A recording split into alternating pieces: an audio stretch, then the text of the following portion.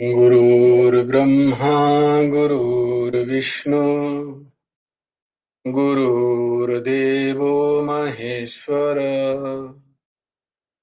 गुरुर्साक्षात् परब्रह्म तस्मै श्रीगुरवे नमः। कृष्णाय वासुदेवाय हरये परमात्मने प्रणतक्लेशनाशाय गोविन्दाय नमो नमः।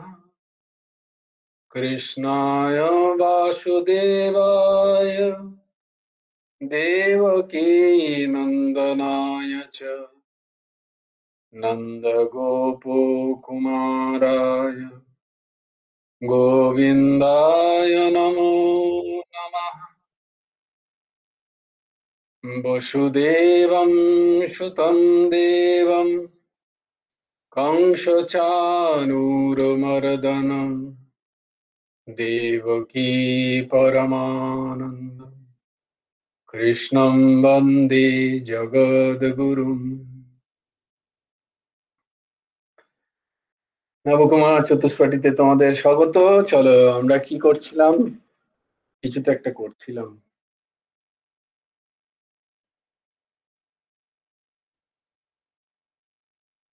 কি করছিলাম?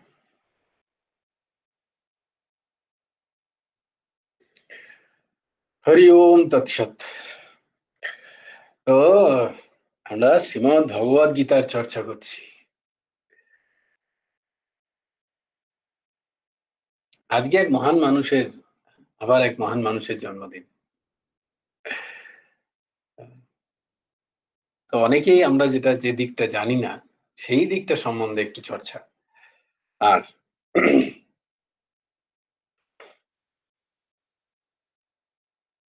এসো, তার আগে আমরা গীতার শ্লোকগুলো করে নিই। সুতোর জয়েন করেছে, দেখা।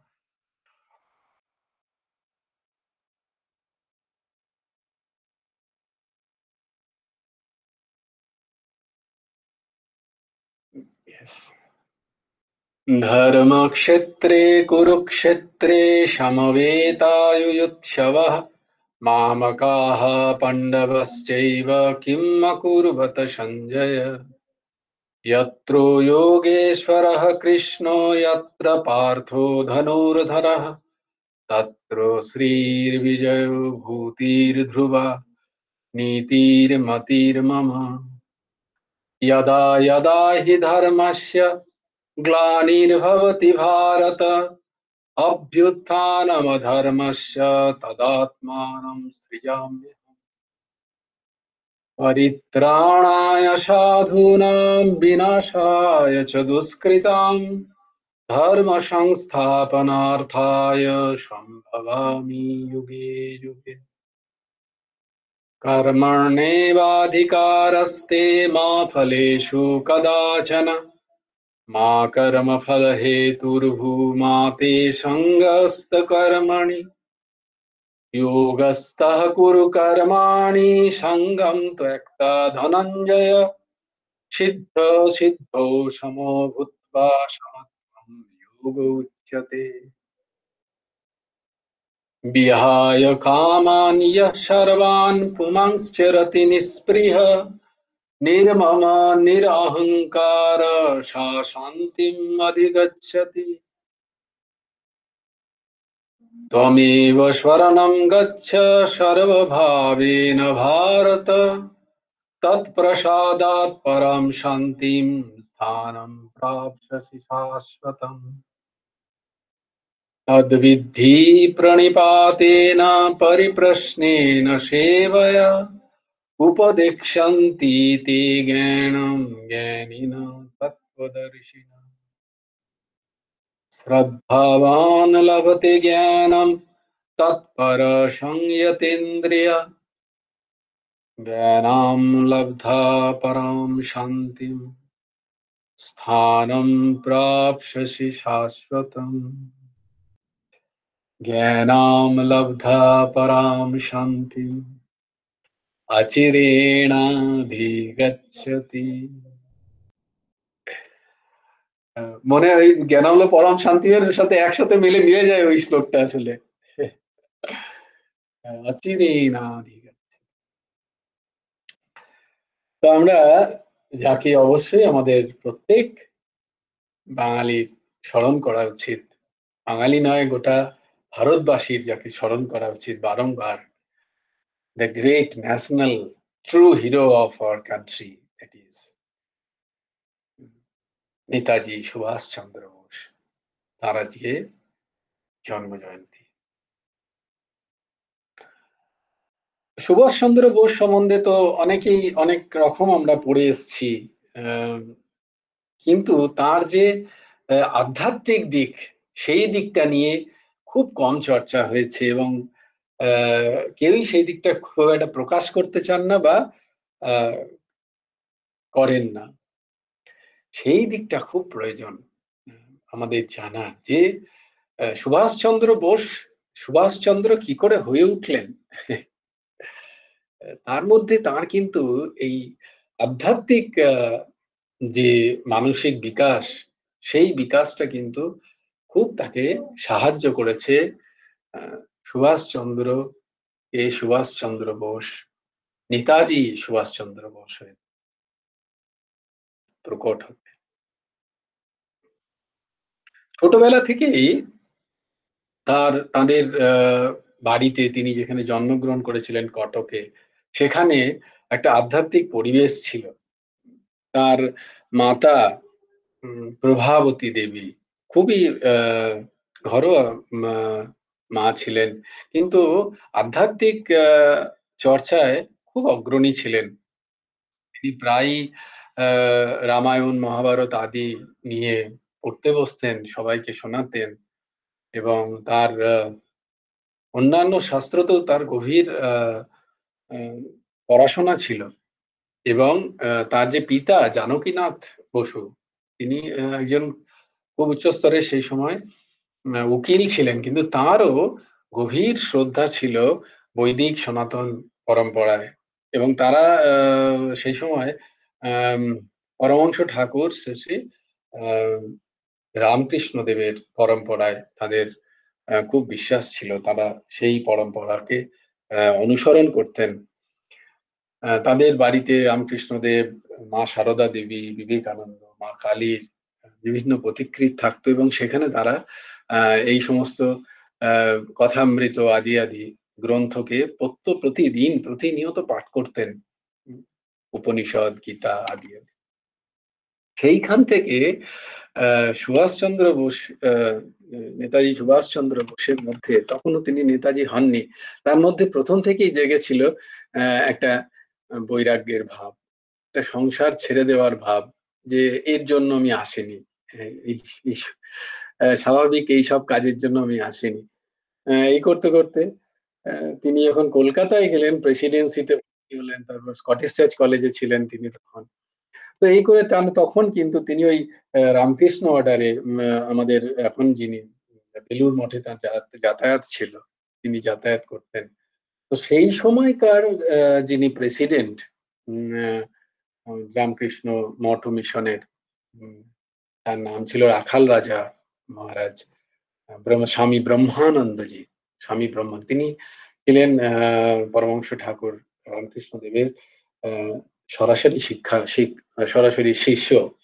সেই ব্রহ্মানন্দজি মহারাজের তিনি সাক্ষাৎ করেন এবং তাকে দেখে, এবং বিবেকানন্দ আমাদের সুভাষচন্দ্র বসু তখন চাইছিলেন যে আমি এরকম একটা জীবন যাপন করব, সবার জন্য ত্যাগ এবং এই মহান একটা জীবন যাপন করবো, এরকম তার একটা ভাবনা ছিল সংসার ত্যাগ করে। তাই জন্য তিনি আহ গুরু খুঁজছিলেন, গুরুদেব খুঁজছিলেন, যে কোন গুরুদেবের সাহচর্যে এসে আমি আধ্যাত্মিক জীবনকে শুরু করব। তাই তারা খুঁজতে খুঁজতে তখন তিনি ওই ব্রহ্মানন্দ মহারাজের দর্শন পান। এই ব্রহ্মানন্দ মহারাজ এনাকে রাখাল বলতেন রামকৃষ্ণদেব, আর আমাদের বিবেকানন্দ বলতেন রাজা। রাজা সব খুবই উচ্চ স্তরের ব্রহ্ম ব্রহ্ম বোধ সম্পন্ন মহাপুরুষ ব্রহ্মানন্দজি।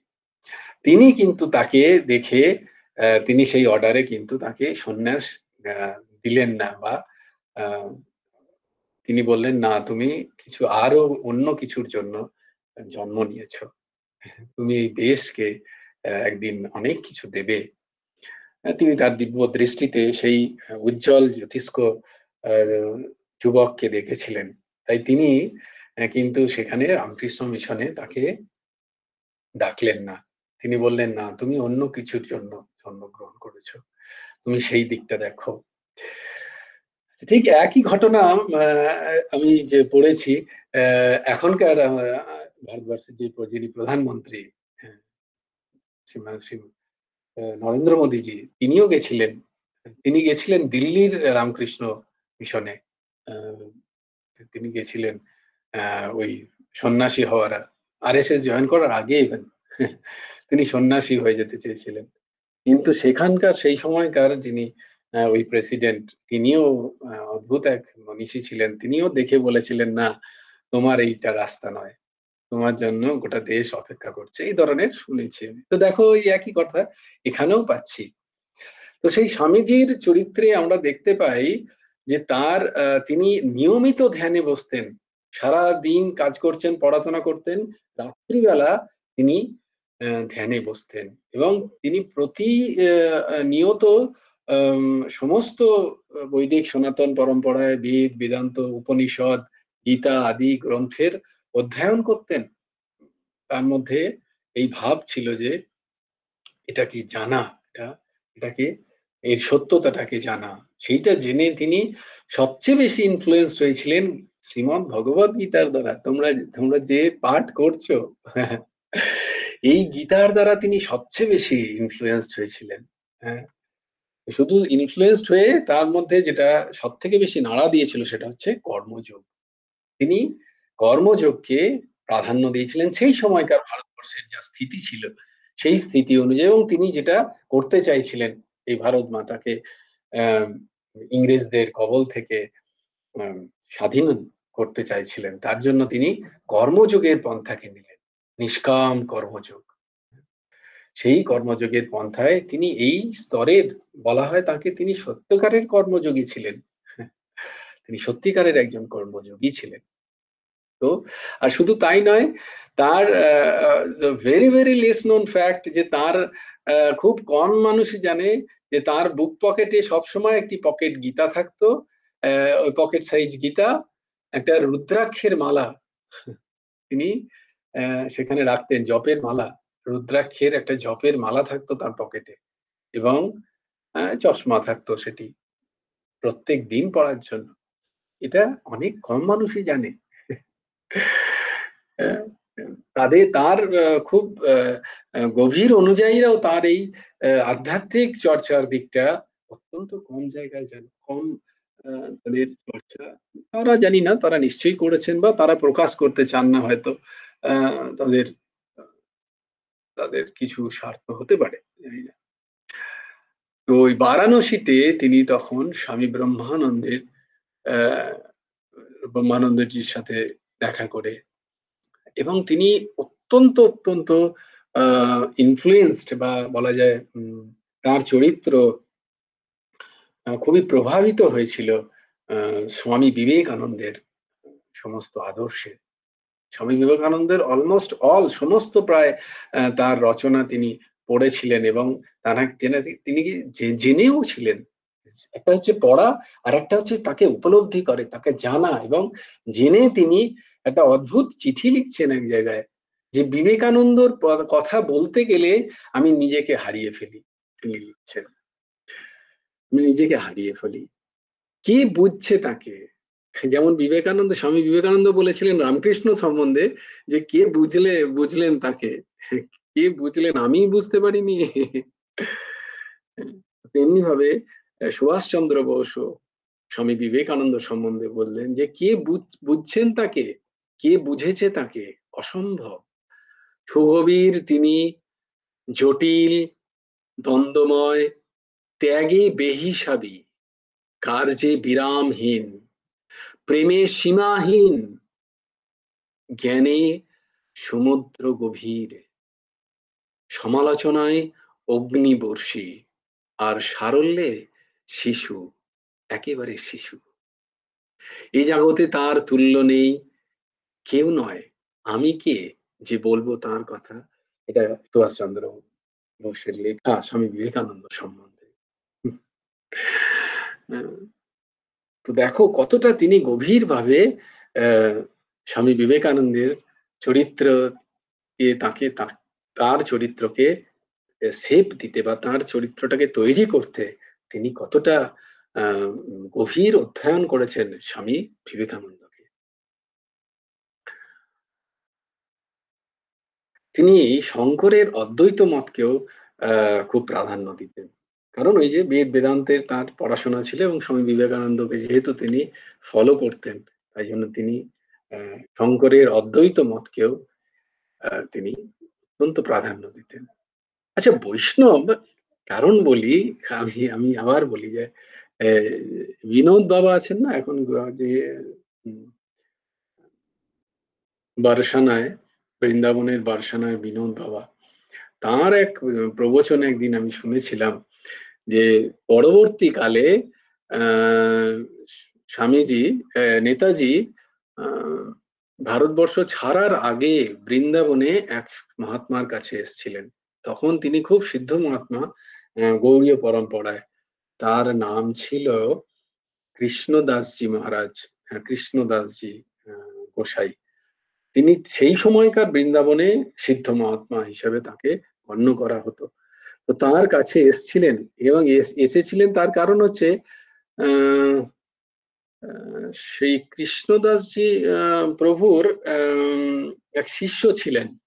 তার সাথে মানে কৃষ্ণদাসজির সঙ্গ হয়তো বিনোদ বাবা করেছেন কি করেননি সেটা হয়তো করেছেন, কিন্তু খুব কম। কিন্তু তার যে শিষ্য, প্রধান শিষ্য, তিনিও সিদ্ধ মহাত্মা, তার সঙ্গ বহু করেছেন বিনোদ বাবা। তো তিনি বলেন যে উনি বলতেন যে আমি যখন তখন ছোট ছিলাম, যখন গুরুদেবের কাছে, তখন নেতাজি এসছিলেন এবং পরবর্তীকালে আরো প্রায় 30-40 বছর পরে আবার তিনি এসছিলেন গুরুদেব, তখন গুরুদেব দেহে নেই, তখন তিনি চিনতে পেরেছিলেন। তো তিনি বলেন যে মানে তখন বোধহয় স্বাধীনতা 1947-এর পরে, ওই যে গুমনামি বাবার কথা যেটা বলা হয়, সেটা কিন্তু দেখো তিনি কিন্তু কোনো প্রচার করেননি। তিনি একান্তে সাধু মহলে, মানে বিনোদ বাবাদের অত্যন্ত ক্লোজ একটা জায়গায় তিনি বলছিলেন যে আমি চিনতে পেরেছিলাম যে নেতাজি এসছিলেন আবার। তখন গুরুজির দেহ নেই। তো তার মধ্যে দেখো এই অদ্বৈত বেদান্ত থেকে দ্বৈত পন্থাতেও, মানে বৈষ্ণবীয় পরম্পরাতেও তার একটা টান ছিল। তিনি এরকম লিখেও গেছেন, অনেক অনেক পড়াশোনাও করেছেন শ্রী চৈতন্য মহাপ্রভু সম্বন্ধে বা বৈষ্ণবীয় যে সমস্ত টেক্সট। এবং অদ্ভুত একটা, যে ইসকনের যিনি ফাউন্ডার শ্রীল প্রভুপাদ ছিলেন তার জুনিয়র, তখন সুভাষচন্দ্র বোস স্কটিশ চার্চ কলেজে পড়তেন, সিনিয়র দ্যান হিম। এটাও একটা ইতিহাস। এবং স্কটিশ চার্চ কলেজে শ্রীল প্রভুপাদও পড়াশোনা করেছেন, তিনি সেই সময় ছিলেন। এবং তার বাড়িতে তখন ওই কলকাতার বাড়িতে যখন জানকীনাথ বসু আসতেন, তখন কিন্তু ওই বৈষ্ণব পদাবলী বা কীর্তনের আসর বসতো সেখানে। সেই সেই গৃহে বা শ্রীল প্রভুপাদজির যিনি গুরুদেব, শ্রী সরস্বতী সরস্বতী ভুলে যাচ্ছি কি নাম ওনার, শ্রীল প্রভুপাদজির গুরুদেব যিনি, তার সঙ্গ করেছিলেন জানকীনাথ বসু মহাশয় এবং সুভাষচন্দ্র বোস মহাশয়, নেতাজি সুভাষচন্দ্র বোস। তিনি তখন বলেছিলেন, হ্যাঁ, ভক্তি বেদান্ত ঠাকুরজিও। ভক্তি বেদান্ত, আমি বলি দাঁড়া, ভক্তি বেদান্ত, আপনার মোবাইলটা কোথায় গেল, গুগল ইট। আমিও ঠিক সরস্বতী পাদ শ্রীল ভক্তি বেদান্ত, ভক্তি সিদ্ধান্ত সরস্বতী, ভক্তি সিদ্ধান্ত সরস্বতী, নামগুলো একটু ইয়ে হয়ে যায়। হ্যাঁ, ভক্তি সিদ্ধান্ত সরস্বতী পাদ। তো তার সঙ্গ করেছিলেন এই নেতাজি সুভাষচন্দ্র বসু। তখন ছোট ছিলেন, মানে ছোট মানে ওই টিনেজার, তখন 17-18 বছরের বয়স। তখন তিনি খুঁজছেন যে তিনি কিভাবে স্পিরিচুয়াল লাইফকে লিড করবেন। তো তিনি যখন ছেড়ে চলে গেলেন তখন তারপরে তিনি প্রচুর চিঠি লিখতেন তার মাতৃশশাকে, তার মাকে। সেখানে একটা চিঠি তিনি লিখছেন কথাটা যে, আমি প্রথমে ইংরেজিতে পড়িনি, কারণ ইংরেজিতেই প্রকাশ আছে।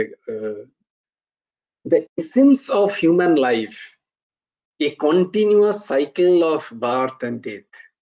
কি বলছেন? যা is dedicated to lord Hari.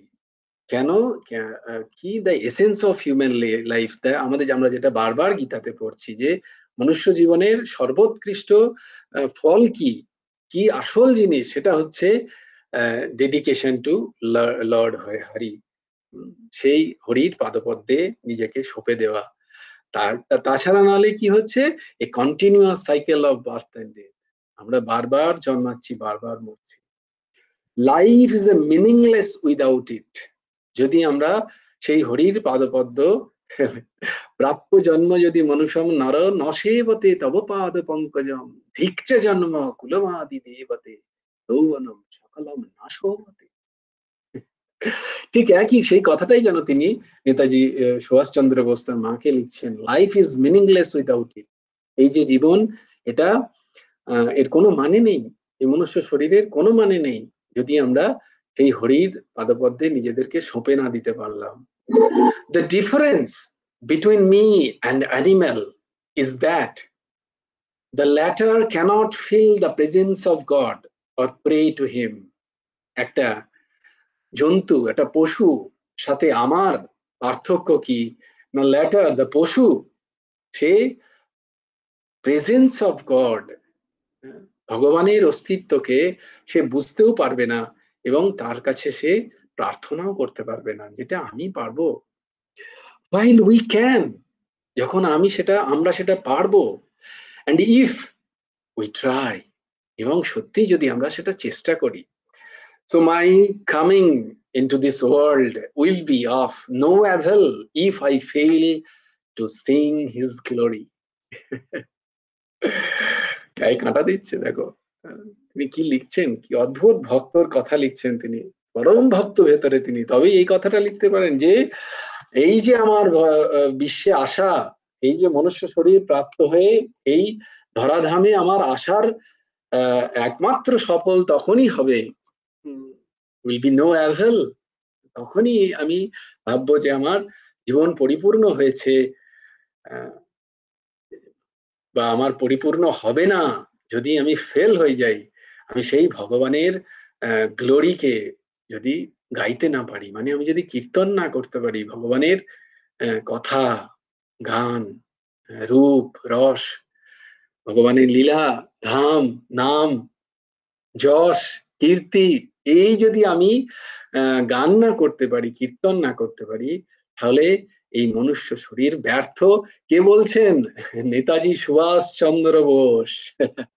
On record, লিখে নাও, in a letter to his mother, also found in the book, বুকটার নাম লিখে রাখতে পারো যদি কেউ জিজ্ঞেস করে, an Indian pilgrim unfinished autobiography Subhash Chandra Bose, published by Netaji Research Bureau, page number 132 to 133. আমি দিয়ে দিয়েছি দেখো গ্রুপে, তো কখনো যদি কাউকে বলতে হয় তাকে with the reference you can say that letter is reference for us. কি বলছেন নেতাজি সুভাষচন্দ্র বোস, চরম ভক্ত। এখান থেকে বোঝা যায় যে তিনি কত বড় ভক্ত ভগবানের হরির। So all great human beings have done it. Gita is the basically Gita is enlightened for them. সেই গীতাকে আমাদের জানতেই হবে, গীতার প্রত্যেকটা শ্লোক আমাদের অ্যাটলিস্ট এক দুবার তো পড়া উচিত আমাদের, তাই নয় কি? এভরিবডি এই যে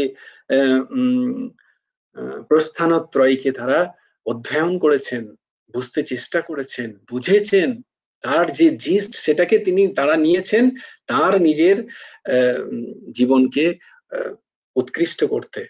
এর আগে তোমাদের বলেছিলাম না যে আমরা একটু আধটু রিসার্চ করে বা একটু আধটু বিজ্ঞানের কথা পড়ে আমরা কত রকম তর্ক করি, and but Dr. Sarabhai, the father of Indian space research, he used to read Gita every day. তিনি প্রত্যেক দিন গীতা পড়তেন, শুধু পড়তেন না, তিনি তার গীতার ইনফ্লুয়েন্স থেকে doctor APJ Abdul Kalam, he became the fount of Gita. তোমাদের সেই ঘটনা বলেছিলাম না, মনে আছে ঘটনাটা? ইন দ্য কন্টেস্ট, সেই ঘটনাটা শুনে নাও। একদিন ওইরকমই চেন্নাইয়ের প্রথম রিসার্চ সেন্টার হয় চেন্নাই, তো চেন্নাইয়ের যে বড় সুন্দর বিচ, সেই বিচে doctor Sarabhai, doctor APJ Abdul কালামের ড্রিম ছিল ডক্টর সারাভাই, মানে তিনি সারাভাইকে ভগবানের মতো পুজো করতেন। তো for that only, by the influence of Sarabhai, doctor Sarabhai, তিনি জয়েন করেছেন তখন ইন্ডিয়ান স্পেস রিসার্চ সেন্টার। তো তার ন্যাচারালি মানে ভগবান মানতেন তিনি ডক্টর সারাভাইকে, কিন্তু কখনো সামনে থেকে তখন তো ফটো আদি এসব হতো না অত অত শুরুতে, তো তিনি সারাভাইকে সেরকম ভাবে ফটো সেগুলো দেখেননি কখনো, একদম ক্যাজুয়াল। সামনাসামনি তো দেখার তো দূর কি, মানে দেখেনি কোনোদিন। তো তিনি একদিন ডক্টর এপিজে আব্দুল কালাম, তিনি চেন্নাইয়ের, তখনও ডক্টর হননি আর কি, চেন্নাইয়ের বিচে ঘুরছেন, দিয়ে দেখলেন একজন সুটেড বুটেড, ভালো দেখতে, একদম ওয়েল এটিকেট একজন ভদ্রলোক একটা বেঞ্চের উপরে বসে একটা বই খুব মনোযোগ সহকারে পড়ছেন। তো যেহেতু Kalam, mister Kalam was fond of reading, তো তিনি তার কাছে গিয়ে বসলেন, যে তাকে জিজ্ঞেস করলেন, আপনি কি পড়ছেন? তোমরা সবাই কিন্তু শোনো, because then you will love to listen Gita more and more.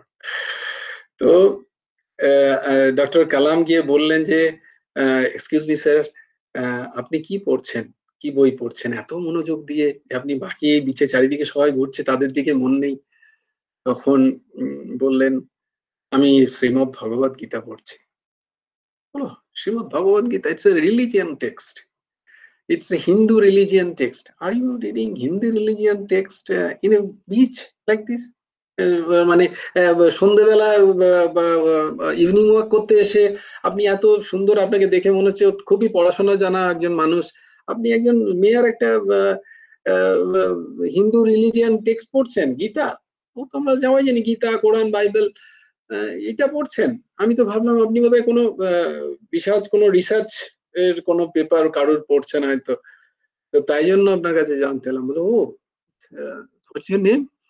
তো বলে, আমি কালাম, এপিজে আব্দুল কালাম। ও, তো তুমি কোথায় চাকরি করো? না, আমি এরকম নতুন জয়েন করেছি ইসরোতে। তখন তো ইসরো ছিল না, ওই ইন্ডিয়ান স্পেস রিসার্চ, তো আমি এখানে জয়েন করবো। আচ্ছা আচ্ছা, ভেরি গুড, গুড গুড। তো তুমি গীতা পড়েছো? না, আমি পড়িনি, আমার খুব একটা ভালো লাগে না, religion text.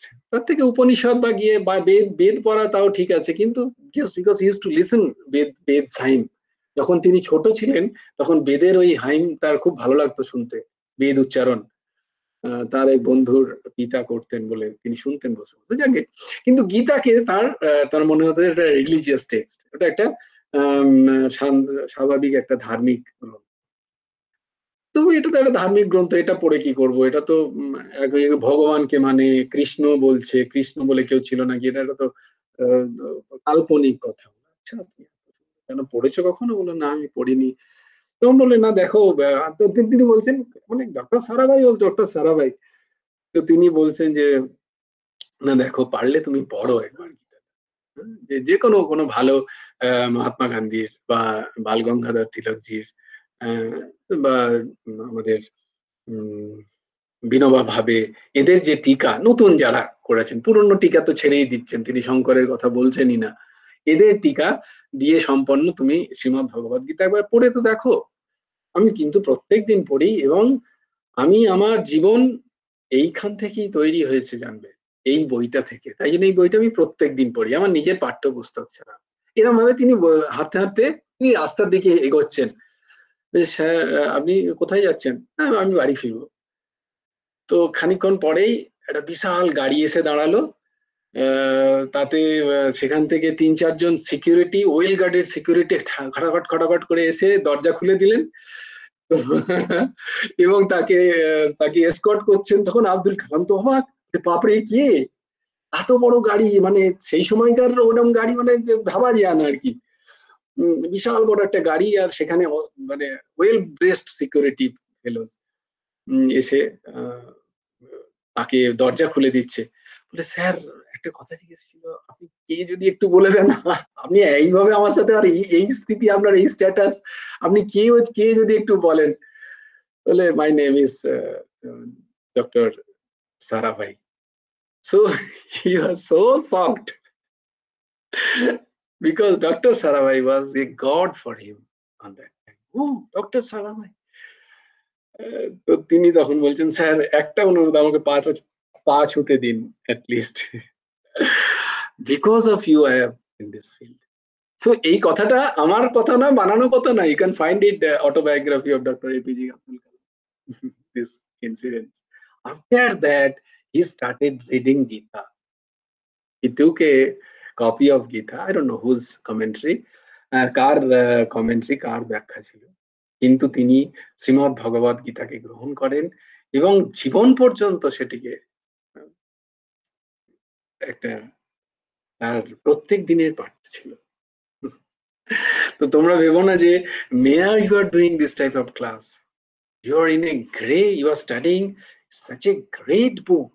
It's not a mere religion text. এটা বহু বহু মানুষের, বহু বহু বড় বড় মানুষের জীবন পরিবর্তন করেছে, সেই জিনিসটা তোমরা পড়ছো।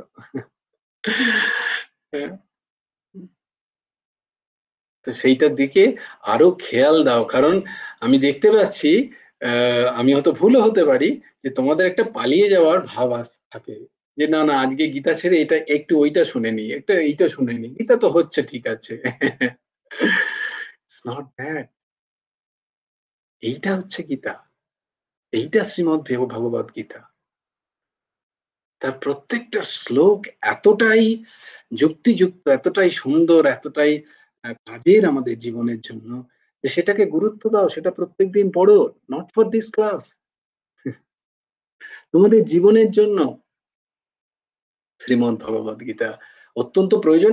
এই জন্য যে তোমরাই যদি এই যেটি পড়ছো তার গুরুত্ব যদি তোমরাই না বুঝতে পারো, তাহলে তোমরা বোঝাবে কি করে সামনের মানুষকে?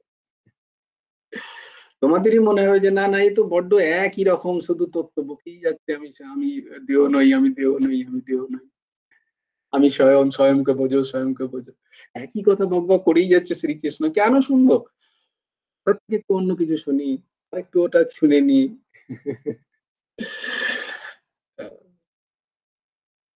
এটা হচ্ছে এটা হচ্ছে এই যে প্রস্থানোত্তর, এই যে মহান একটি, এটা পুস্তক নয়, এটা একটা সাধারণ কোনো লিখিত বস্তু নয়, এটা একটা ভাব, এটা একটা দিক, এটা একটা জ্ঞান, এটা একটা পাওয়ার সোর্স, যেটাকে তোমরা নিলে তোমাদের জীবন পরিবর্তন হয়ে যাবে। তো সেইভাবে সেটাকে আমরা যে কজন, আসলে কি হয় বলতো, অফিসে যারা কাজ করে না, দেখবে শক্ত শক্ত কাজ তাদেরকেই দেয়। দেখবে যে সমস্ত সৈনিক খুব ভালো লড়ে তাদেরকেই কিন্তু আগে বর্ডারে পাঠায়। তাই জন্য ভগবানের কাছেও যারা সবচেয়ে প্রিয় তাদেরকেই ভগবান এই ধরাতলে কষ্ট সহ্য করে জীবেদের কি বলে শিক্ষা দিতে আসেন। দেখো ভগবানের পুত্র জেসাস কত কষ্ট, ওইরকম কষ্ট আর কেউ না পাক, তাই না? তাই যত যত দেখবে সাধু মহাত্মা মহন্ত যারা যারা জীব কল্যাণে এসছেন, তারা ব্যক্তিগত জীবনে কিন্তু আচার্য রূপে তাদের এই যে কষ্টটাকে তারা দেখিয়ে গেছেন। তাই জন্য আমাদের মনে হয় না যে প্রায় এই প্রশ্নটা আসে যে এরা এত উচ্চ স্তরের মহাত্মা, ভগবানের কাছের, ভগবানের লাডলা, তো এরা কেন এত কষ্ট পায়? এই প্রশ্নটা প্রায়ই আসে, তাই না? কারণ তারা দেখাতে চান, তারা আইডল হয়ে যান তখন। তারা আচার্য হন, তাদের কাছে এই কষ্টটা কষ্ট নয়, তারা সেই আচরণগুলো করিয়ে আমাদেরকে প্রারব্ধ ভোগ করার শিক্ষা দিয়ে যান। তারা কি পারেন না তাদের ক্যান্সার ঠিক করতে? তারা কি পারেন না তাদের বলেছি না তার উদাহরণ যে ভগবানের কোথাও কিছু ছিল না, ধুপ করে পড়ে গেলেন। তিনি বললেন আমার কোমরটা ভেঙে গেছে, আর কোথাও যাব না। পরমহংস ঠাকুর শ্রী শ্রী হেমন্ত দেবজিও চলতে চলতে হঠাৎ বললেন যে পড়ে গেলেন ধুপ করে। অপাপ বিদ্ধ শরীর, পাপ কখনো স্পর্শ করেনি যে শরীরকে। 40-45 বছর বয়স পর্যন্ত তিনি শুদ্ধ বৃদ্ধাঙ্গুষ্ঠ দেখে হাঁটাচলা করতেন। অপাপ বিদ্ধ শরীর। আচ্ছা, তিনি যে পারেন সেই ভরসাটা কখন দিলেন? হঠাৎ খুব সবাই চিন্তিত, তিনি কোথাও যাবেন না চিকিৎসা করাতে, শত চেষ্টা করে শত অনুনয় করেও তিনি রামচন্দ্রপুর থেকে আর যাবেন না কোথাও। তখন সবাই খুব দুঃখিত, বললে তোমরা এত কষ্ট পাচ্ছ না, আপনি এরকম ভাবে কষ্ট পাচ্ছেন, পায়ে কোমরের হাড় ভেঙে গেছে, এক্সরে করানো হয়েছে। বলছে না না ওসব কিচ্ছু নয়, দেখবে এই দেখো, বলে সামনে চুপচাপ গিয়ে এরা একদম ঠিক এইভাবে বসে পড়লেন বাবু হয়ে, যেটা এক্সেপশনালি ইম্পসিবল। সবাই অবাক, কি এইটা দৃঢ়তা যে এটা আমি আমার লীলা তোমাদেরকে বোঝানোর জন্য, যে জীবনের প্রারব্ধে শরীর আছে, শরীরের প্রারব্ধ আছে, সেই কর্মফল আছে, সেগুলো ভোগ করো, সহ্য করো। আমি যেমন সহ্য করছি আচরণ, আমি পারলেই এসব।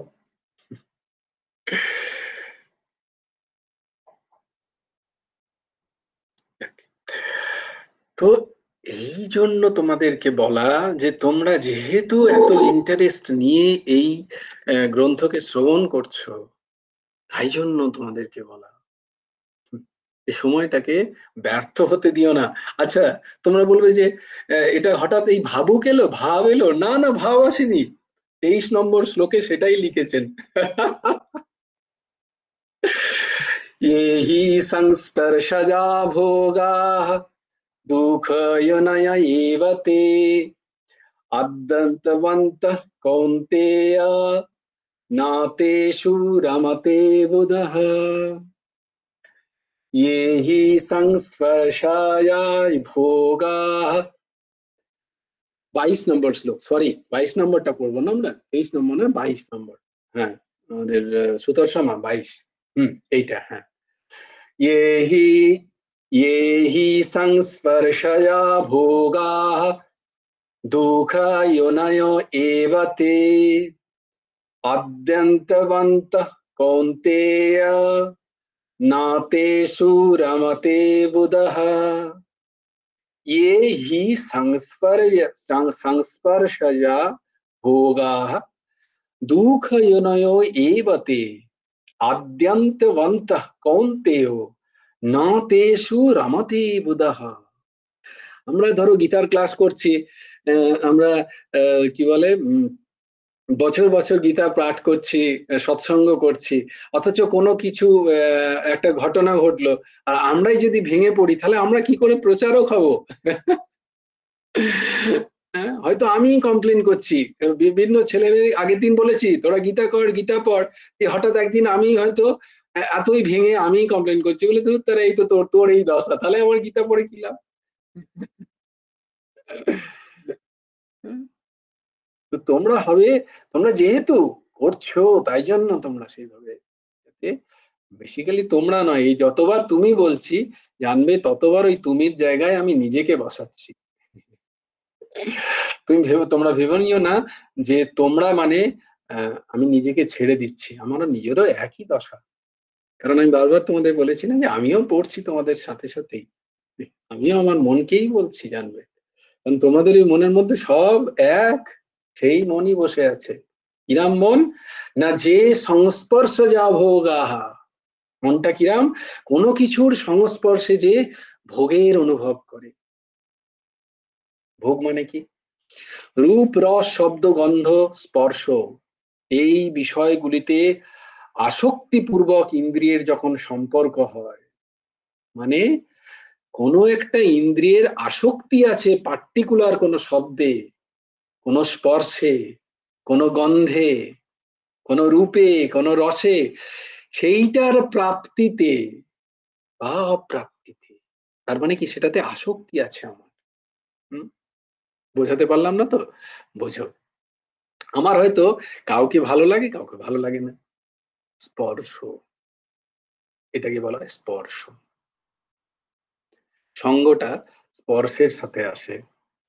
কারোর স্পর্শ আমার ভালো লাগে, কারোর স্পর্শ ভালো লাগে না।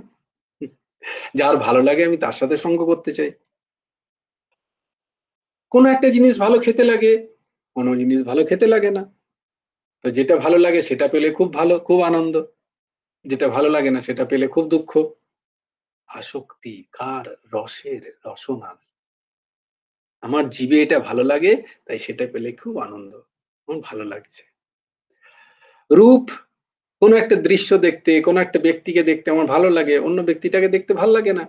একে দেখলি না গা জ্বলে যায়। তো এরকম হয় তো, কাউকে দেখলে ভালো লাগে। আসক্তি, ভোগ, এটাও ভোগ। এইগুলো দেখো, ইন্দ্রিয় জনিত এই যে তন্মাত্র, এটাই সংসার। আর এটাই হচ্ছে সংসারের আসক্তি, এবং সেই আসক্তিতে, এই আসক্তিটাকেই বলা হয় ভোগ।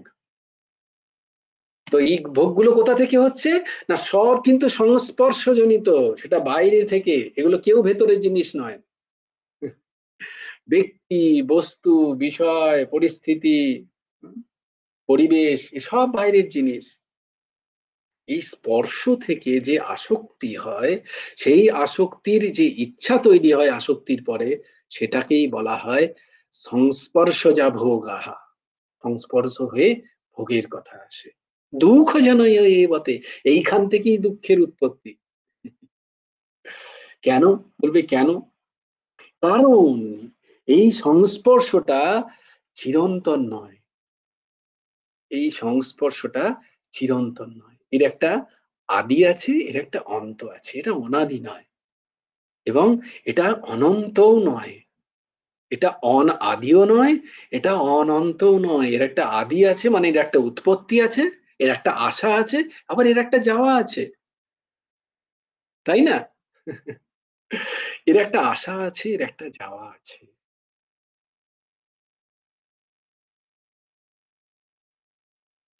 দুঃখ না তিন প্রকার হয়। কি কি দুঃখ জানো? পরিণাম দুঃখ, তাপ দুঃখ এবং সংস্কার দুঃখ। দুঃখ তিন প্রকারের: পরিণাম দুঃখ, তাপ দুঃখ এবং সংস্কার দুঃখ। যে বিষয়কে, ধরো আমার ভালো লাগে যে বিষয়টা, হুম, সেটার যখন আমি চাইছি, হুম, আমার যে সঙ্গ থেকে, সঙ্গ সংজায়তে দোষা, সংজায়তে দোষা পড়েছি আমরা গীতাতে। সঙ্গ থেকে কোন একটা বিষয় আমার মনে হলো এই বিষয়টা পেলে খুব ভালো, যতক্ষণ না তা পাচ্ছি ততক্ষণ তার জন্য একটা কষ্ট অনুভব হচ্ছে আমার। হয়তো আমার বিভিন্ন কারণে আমি পাচ্ছি না, আমার হয়তো সেটা অনেক বিশাল দামি হতে পারে, বা সেটা আমার কাছাকাছি কোথাও নেই, সেটা হয়তো উপলব্ধ নয় সেখানে। এই যে না পাওয়ার একটা একটা কষ্ট আছে, কারণ সেটা খুব ইম্পর্টেন্ট আমার, আমি ঠিক করে নিয়েছি যেটা আমাকে পেতে হবে, আমার দরকার।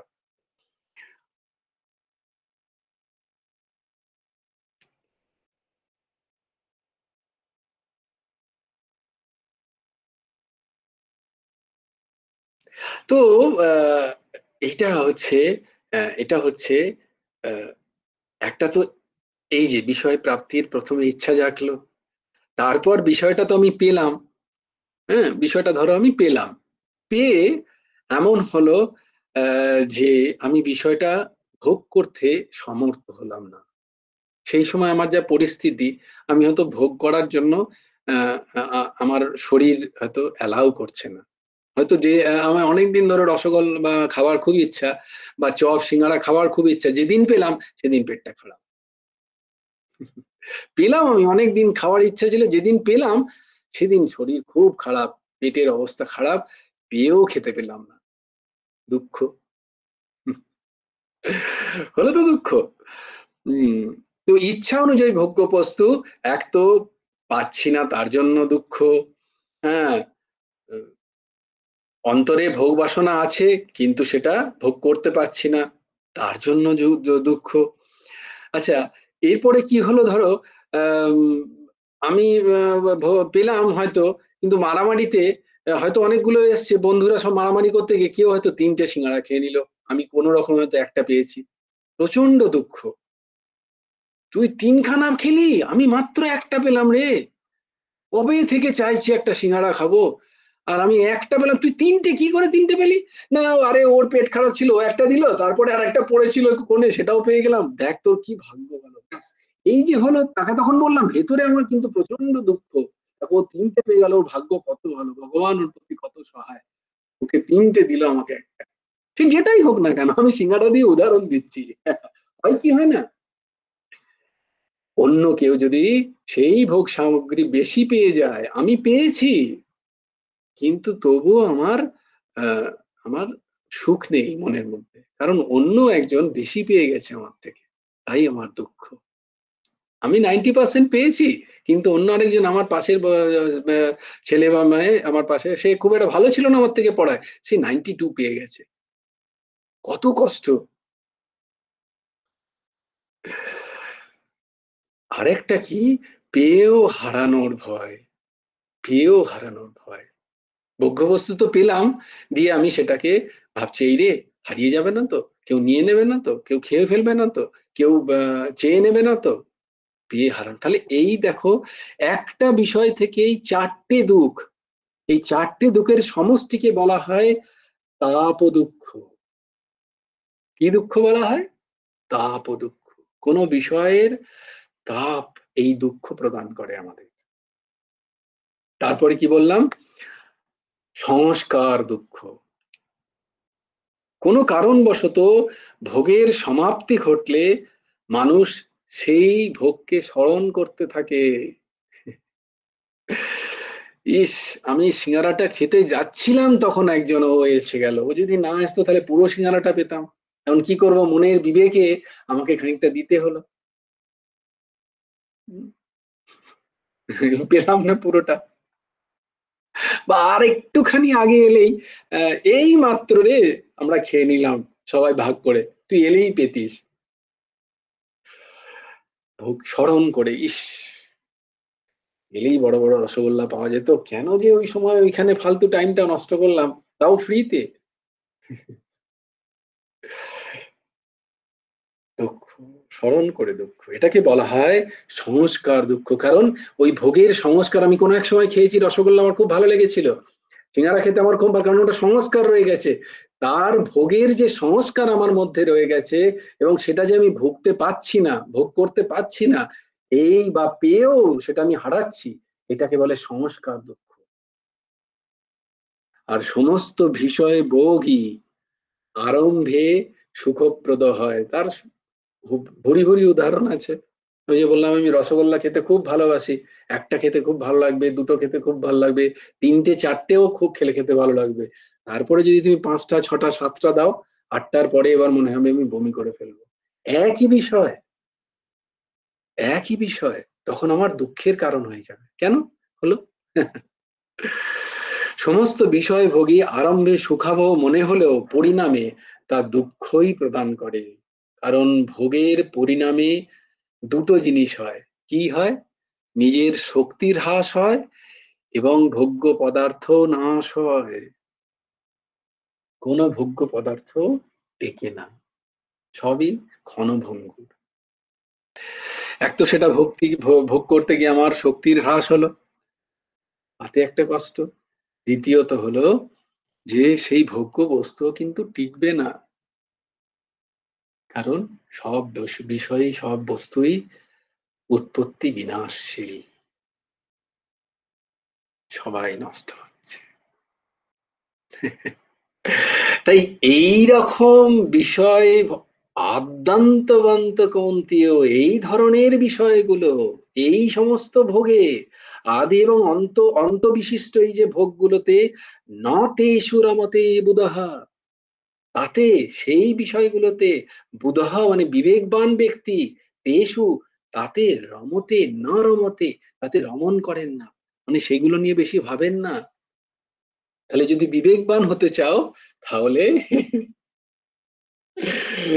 কি করতে হবে? সৎসঙ্গ করতে হবে, ঠিক ঠিক, আমি বলছি না। ভোগে রুচি হওয়ায় মন সেইগুলি ভোগ করতে ইচ্ছা করে, কিন্তু বিবেকের প্রভাবে বুদ্ধি তাকে সেই ভোগ থেকে নিবৃত্ত করে। সবাই কিন্তু খুব ভালো করে শুনছো। এইরূপই সৎসঙ্গ করার সময় তামসিক বৃত্তির জন্য নিদ্রা আসে। নিদ্রা আসে সৎসঙ্গতেই নিদ্রা আসে তামসিক বৃত্তির জন্য, এবং নিদ্রা সুখ মানুষকে সেই দিকেই আকর্ষণ করে। কিন্তু সাত্ত্বিক বৃত্তির জন্য তার মনে এই চিন্তা আসে যে এখন সৎসঙ্গ করে নাও, কারণ এই সুযোগ বারবার আসে না। এখন করে নাও, এই সুযোগ আর পাবে না। এটি হলো গুণ বৃত্তি বিরোধ। তোমার মধ্যে যে সাত্ত্বিক গুণ, সে সৎসঙ্গ করতে করতে বলবে ওরে সৎসঙ্গটা করে নে, বাকি সব থাকবে, এটি থাকবে না। আজকে পেয়েছিস কালকে থাকবে না মোবাইলটা, বা কালকে এইরকম পরিস্থিতি পাবি না, এই সময় পাবি না। অনেকেই পাচ্ছে না, তাই না? আর ঠিক ঠিক সৎসঙ্গের মতো সৎসঙ্গও পাবি না। আমরা এমন এমন কিছু শ্রবণ করি না, হয়তো সেটা টেক্সটেই নেই, মনোগত সৎসঙ্গ চলছে সেটাও। তো দেখো, তাই জন্য সৎসঙ্গ দুর্লভ, অতি দুর্লভ। তাই শত কষ্ট করেও সৎসঙ্গ করে নিতে হয়, যদি সময় থাকে। যদি আমাকে সময়, অন্য কিছু যদি থাকে, সেটাকে কঠিন ত্যাগটা হরিম ভজে, কোটি জিনিস ত্যাগ করে হরিভজনের সাধন করে নিতে হয় আগে। বেশ, যে যে সেটা দিয়ে, কারণ আর 3 মিনিট পরেই আমাকে আবার গান গাইতে হবে। একজন বলে প্রায় 11টা বেজে গেল, গান শোনা নিল না, তো গান গাইতে হবে। তাই জন্য कदम कदम बढ़ाए जा, खुशी के गीत गाए जा, ये जिंदगी है काम की तो काम पे लुटाए जा। জেনারেলি আমরা এই যে আমাদের কি নাম, নেতাজির জন্ম যে জয়ন্তীতে আমরা এগুলো শুনি, বা প্রজাতন্ত্র দিবস বা স্বাধীনতা দিবসে এই গানগুলো আমরা শ্রবণ করি। তো কর্মযোগের গান এটা আর কি, যে কাজ করে যাও, কর্ম করো, হ্যাঁ, তো কাম পে লুটায়।